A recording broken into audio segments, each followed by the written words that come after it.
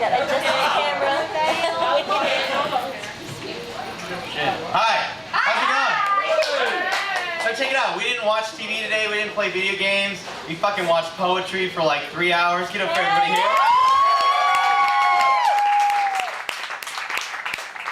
So it's cool, we'd like to do one more each, is that cool? And then we can just all get drunk. Hey, if you don't know, we still have our sign up over there and we have a couple books left, so if you want, you can do that. So, I was going to do a funny one, but I feel like doing my big wrap-up poem.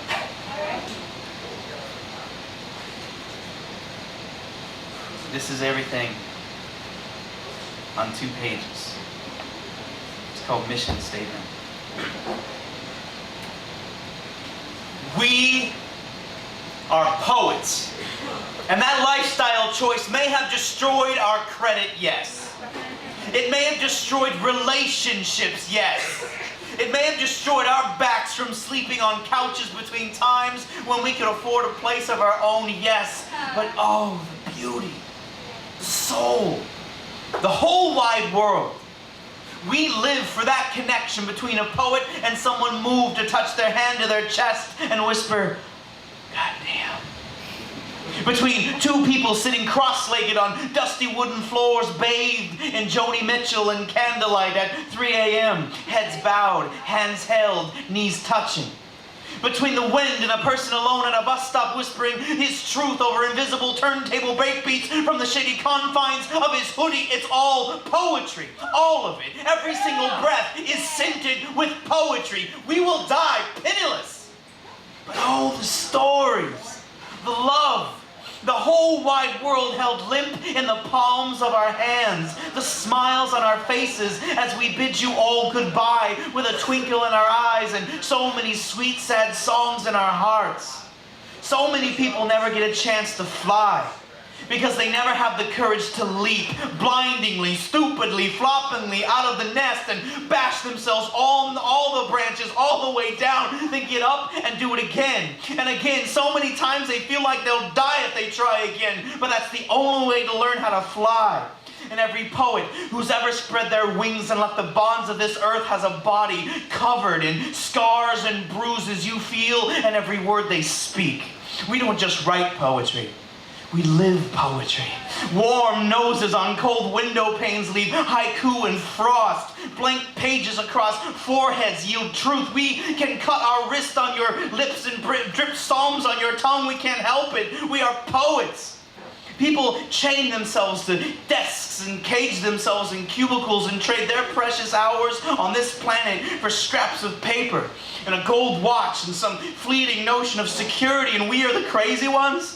Wasting time with moonbeams and seashores. We are the irresponsible ones, chasing fireflies and making love on rooftops. Fuck that!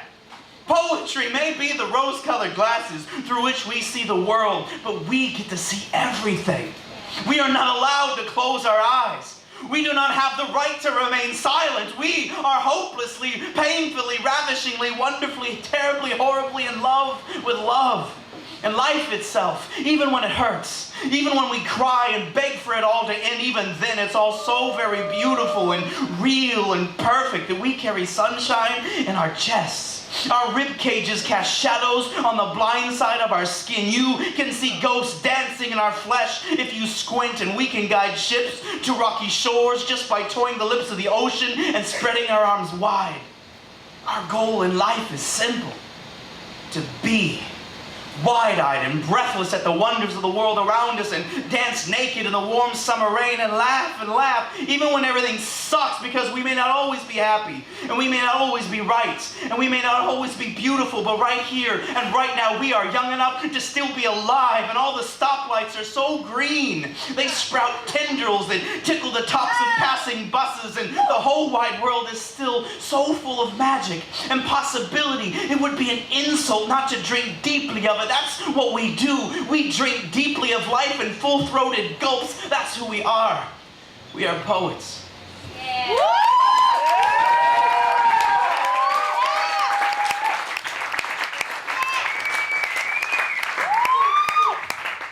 Right around this long, you're awesome. This is look around. The people that are still here. This is the scene. These are the people that are hardcore lovers of poetry. You have stuck around. The scores have been announced. The prizes have been given away, and you're still here. So thank you so much for that. And also thank you for your local Hefeweizen, because I have a special place in my heart for that kind of beer. I'm pretty drunk. I didn't eat dinner. Sometimes I like to just pretend I'm a hobo and drink beer for calories. It happens. It's okay. Why not do it in Seattle? So this is just a story. This is my favorite poem that I have. So thanks for sticking around for it. It's the first time I ever took a risk to get up and go and just do. Get up, go, and do, and be somewhere that I wanted to be. So I left Indiana, moved to Texas, and took the first job I could find. The pimps provide a free fix, then bring their tricks to the kettle breakfast buffet to talk business. In the single occupancy bathroom, evidence of the woman's weaknesses mix among our collective menstrual trash.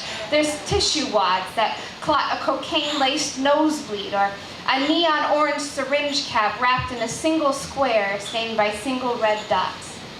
Now, I see her almost every day around 12:30, knowing it's been over a year since she could use the night and her mattress for sleeping. The strawberry blonde, tit-length curls and sour freckled face are fast approaching their expiration date. I mean, she even works the Motel 6 parking lot while she waits for her number 5 extra cheese, no pickles to go. Now, despite her addictions and working conditions, she still manages to tip me $1 and some change, which is more than that man in the business suit left. And I can't help but wonder if she's breaking the 20 he flipped on the dresser while on his way out her door and into mine.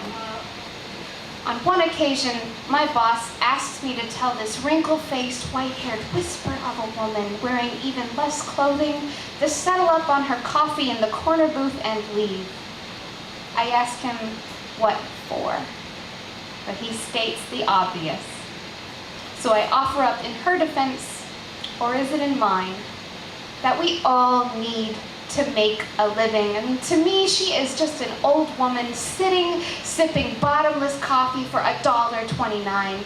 She isn't hurting a thing watching the mid-morning sunshine light shows glint off semi-cabs and pickup trucks as they barrel along the highway at an anonymous hum. I tell my boss I refuse to be the one to shatter her cracked window pane gaze and take away such precious moments of freedom.